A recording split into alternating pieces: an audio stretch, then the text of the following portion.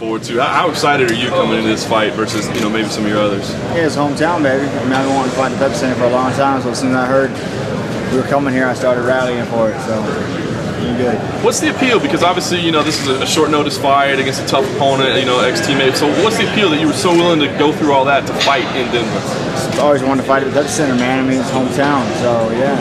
When you fought here before, it was, you know, one of your best performances, I thought, in your Zuka career.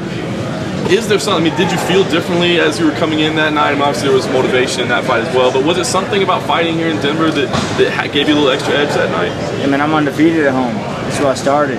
So people have to come to altitude and fight me here. I'm used to it, you know. It's where I live and train. And I know what it feels like to feel that burn. They hit it for the first time, so, you know, fighting me in a hometown in Denver, that's a hard thing to do. You talk about altitude before, but you also talk about how different this altitude is compared to everything else. Can you walk us through that? Yeah, man.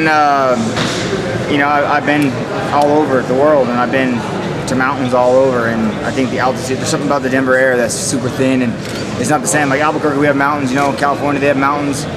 It's not the same altitude as Denver. It's like real thin, and I don't even, once you lose it, you can't find it. A lot of people say that, you know, Donald could probably take this fight to the ground and submit Melvin if he wanted to. So what are your thoughts on that? I don't know why, when he'll stand and fight me, that's what everyone wants to see. Everyone wants to see people wrestle and roll around, and want to see two guys throw down, and that's what I like to do. So it's worth it to you to be, because it's like a high risk to stand in front of Melvin's high risk. It seems like if you took him to the ground, you could probably tap him pretty quick. Yeah, but so what? High risk is more fun. Fight of the night.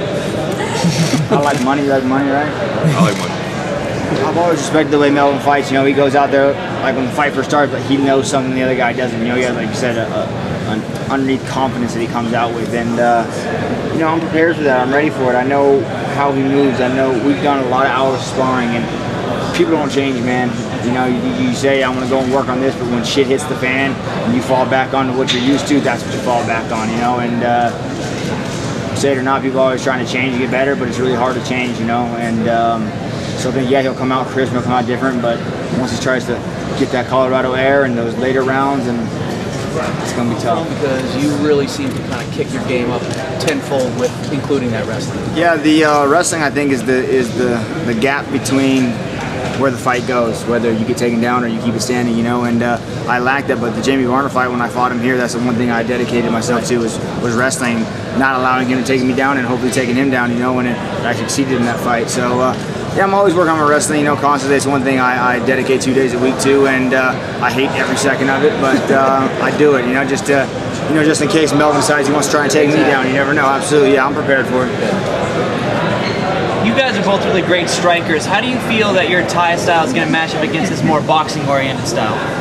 Well, you said it best right there. My Thai style is going to kick his legs when he tries to punch. You can only punch so many times when your legs hurt, you know. So he knows they're coming. That's something in the back of his mind. I hope he's been working on blocking my leg kicks. But unfortunately, I've been in a lot of Thai fights, and I plan on kicking through all his blocks anyways. So I'm going to come out here not walking, hopefully.